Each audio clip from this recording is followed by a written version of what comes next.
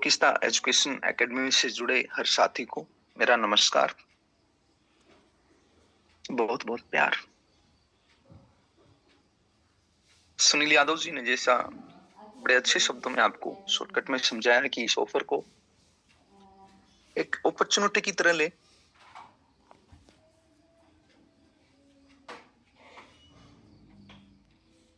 अपनी टीम को अपनी कामयाबी को बड़ा करने के लिए जरूरी होता है कि हमारे सामने जो भी बुनिंजा आते हैं उस बुनिंजा को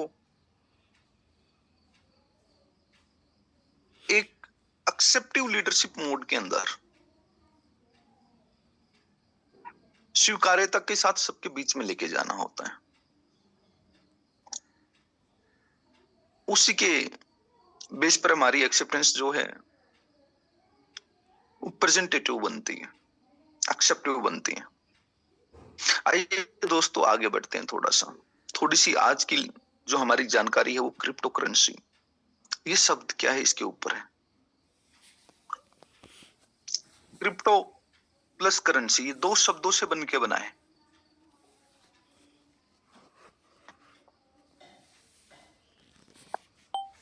करेंसी क्या होती है इसके बारे में तो मुझे आप लोगों के साथ शायद डिस्कस करने की भी आवश्यकता नहीं है। सदियों का इतिहास रहा है किस तरह से मुद्राएं, सोने के सिक्के, फिर चांदी के सिक्के, फिर लोहे के सिक्के,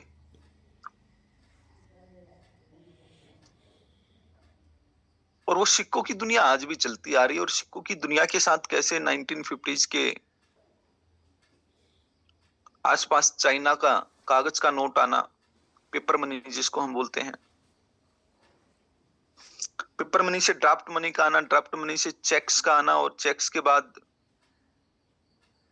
धीरे धीरे हमने दुनिया को बदलते देखा।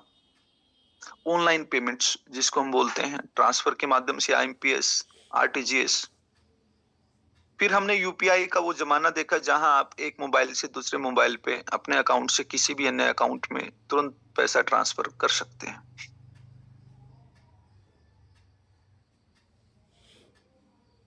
हमने लेने देने की इस प्रवृत्ति को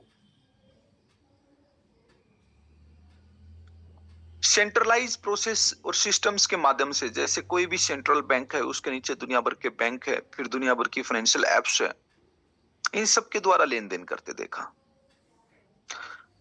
हमने देखा कैसे एक बाउंड्री में रह के काम करती है।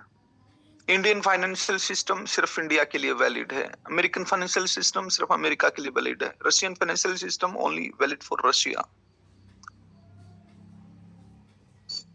व्यापार करने वालों के लिए, दुनिया भर की परेशानी देने वाले ये सेंट्रलाइज फाइनेंशियल सिस्टम्स को दुनिया ने खूब यूज किया, भले ही कितनी परेशानी क्यों ना आई हो बिजनेसमैन के लिए, कॉर्पोरेट्स के लिए, क्रॉस बॉर्डर बिजनेस करने के लिए।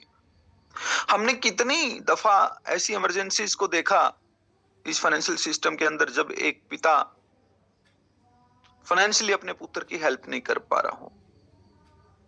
पिता चाहता था कि मेरा बेटा कनाडा में है, वो बीमार है, उसकी तबीयत खराब है, उसको पैसे चाहिए, लेकिन सामने तक खड़ा 3 दिन का पहाड़ जैसा वीकेंड, कितनी प्रॉब्लम में वो बच्चा कनाडा में या फिर जर्मनी में, ऑस्ट्रेलिया में स्टडी कर रहा हो, लेकिन उस पिता की चल नहीं पाई, उसे 3 दिन बाद ही पैसे भेज पाया।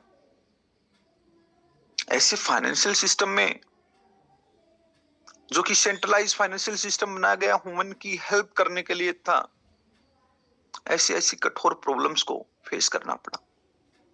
कई बार तो लैक ऑफ फाइनेंस के कारण, पैसों की कमी के कारण, एक पिता पुत्र को या फिर एक पुत्र अपने पिता को वो पैसे नहीं भेज पाया 2 दिन तक, 3 दिन तक, और रिजल्ट खतरनाक रहे, बातें उलझ गई। कई बार जो सिस्टम हमने बनाया होता है उन सिस्टम्स में बहुत से लूप होल होते हैं, वीकनेसेस होती हैं, वीक पॉइंट्स होते हैं। कितना भी इंप्रूवमेंट करते रहो उस समय के साथ, फिर भी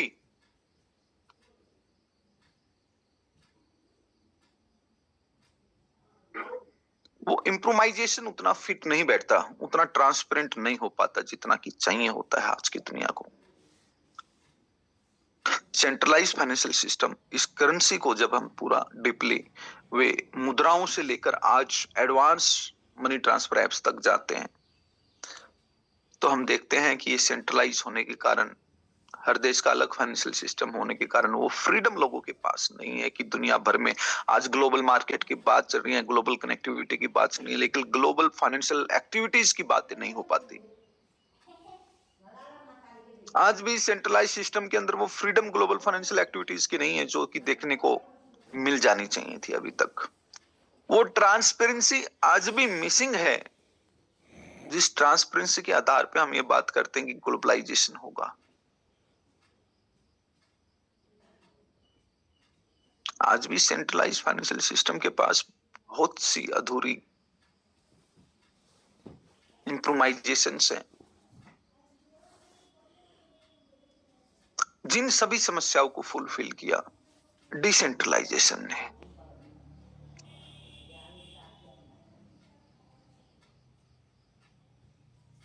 उसी डिसेंट्रलाइजेशन ने जिसको हम ब्लॉकचेन बोलते हैं,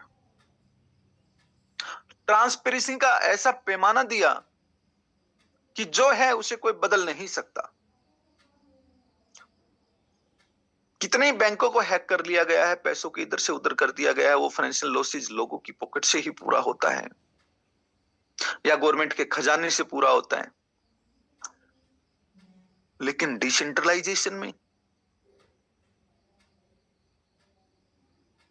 हैकिंग जैसी समस्याओं को, साइबर क्राइम जैसी समस्याओं को पूरी तरह से उड़ा दिया गया। सेफ्टी और सिक्योरिटी और ट्रांसपेरेंसी तीनों का वो नमूना पेश किया गया जिसकी आदत या जिसके आभास को लोगों ने कभी महसूस तक ना किया हो।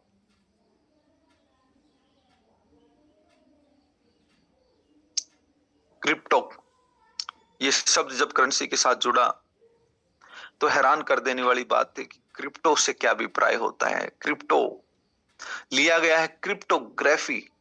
क्रिप्टोग्राफी एक लैंग्वेज होती है, एक एनकोडिंग डिकोडिंग लैंग्वेज होती है, जिस लैंग्वेज में जो दिखता है उसके पीछे कुछ और लिखा होता है। उस क्रिप्टोग्राफी लैंग्वेज को ब्लॉकचेन बनाने में, ब्लॉकचेन की ये पूरी इस डिसेंट्रलाइज दुनिया को उत्पन्न करने में यूज किया गया कि मुझे सुनील यादव जी को मैसेज लिखना है, मैं आपको 100 रुपए भेज रहा हूं, तो वो लैंग्वेज सुनील जी को तो यही दिखाई देगी कि मलिक जी का मैसेज आया कि मैं आपको 100 रुपए भेज रहा हूं। लेकिन पूरी दुनिया अगर ऑन द वे इसको ट्रैक करती है, क्रैक करती है और देखती है कि क्या मैसेज मलिक जी ने सुनील जी को भेजा, तो उस मैसेज का फॉर्मेट होगा क्रिप्टोग्राफी लैंग्वेज में।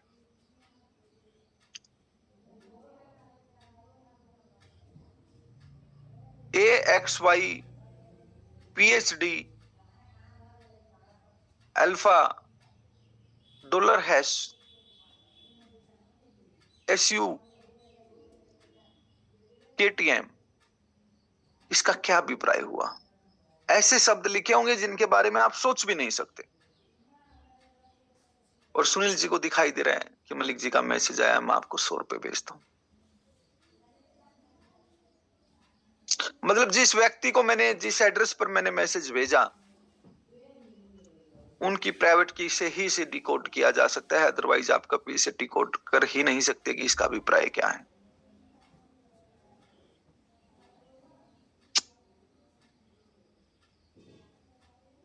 ऐसी क्रिप्टोग्राफी लैंग्वेज जो सेफ्टी और ट्रांसपेरेंसी दोनों का महत्व साथ लेके चलती है। वैसे तो इस क्रिप्टोग्राफी लैंग्वेज का जन्म 1975 के आसपास हो चुका था। इसको क्रिप्टोग्राफी भी बुलाया जा चुका था। 1990 से तो बहुत से कंट्रीज की, अमेरिकन, अलग अलग कंट्रीज की आर्मी अपनी आर्मी की चीजों को सेफ एंड सिक्योर रखने के लिए क्रिप्टोग्राफी लैंग्वेज का उपयोग करती रही। लेकिन जैसा हम सभी सुनते हैं, संतोषी नाकामो को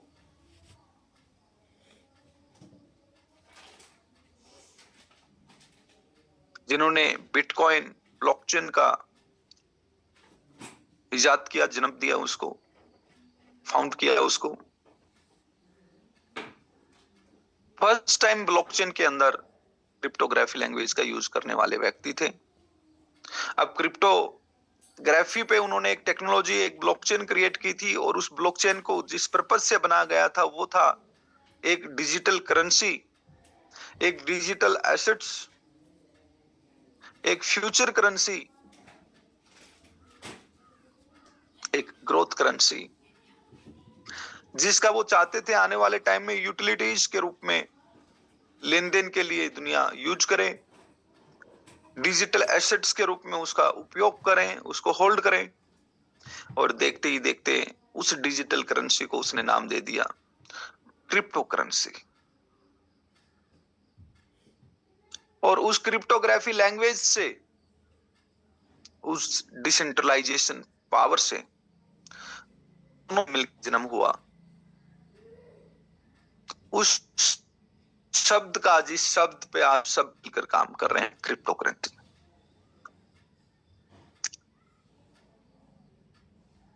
कितने ही कंपटीशन में क्रिप्टो करेंसी दुनिया के अंदर है।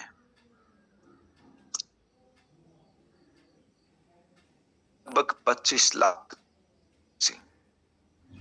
बिटकॉइन जो एक कॉइन के रूप में अपनी ब्लॉक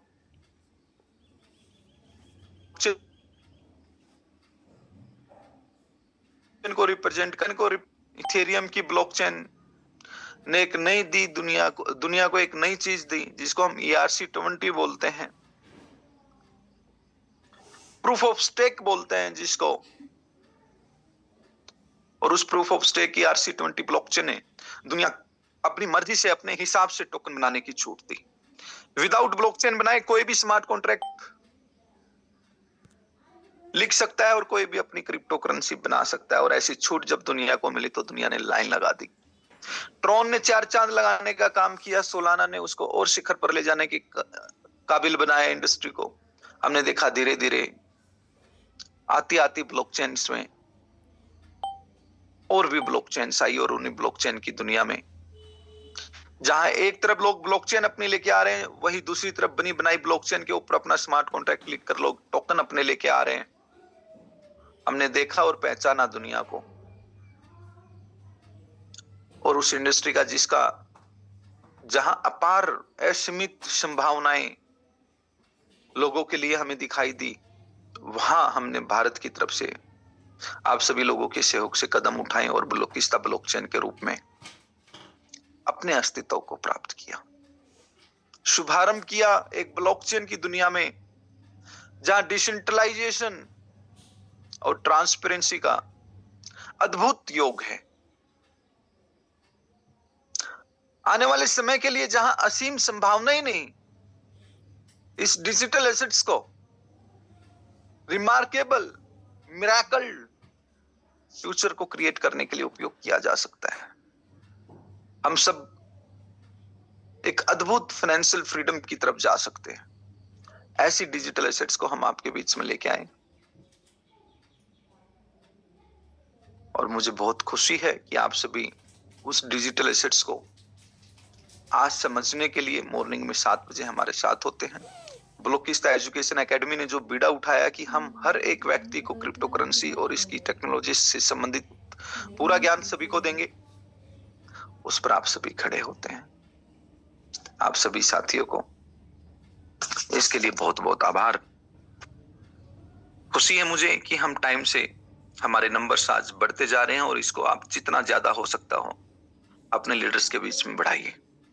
ये नॉलेज जो आज दिया जा रहा है, ये रिपीट होना बड़ा मुश्किल है।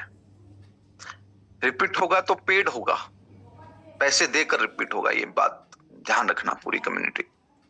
इसके लिए बहुत पैसा जो है लोगों को चुकाना पड़ेगा, जो आज आपको फ्री में मिल रहे हैं। आप सभी को बहुत बहुत धन्यवाद आज के जूम सेशन के लिए। और आप सभी से मेरी रिक्वेस्ट है कि कल जिन जिन लोगों ने हाथ खड़ा किया था कि सेकंड जो हमारा अभी चला है विंटर सेशन में, Thailand trip on 5 sandalwood tree, या फिर 5 ब्लॉक चैनल पार्टनरशिप, या 1 डिस्ट्रिक्ट पार्टनरशिप, इस पर आप खड़े उतरने का काम करें। नंबर्स बढ़ाएं, मेहनत करें इसमें। जितने ज्यादा अचीवर होंगे उतना हमारे लिए प्रभावशाली वर्क रहेगा। सभी को मेरा धन्यवाद। Thank you so much.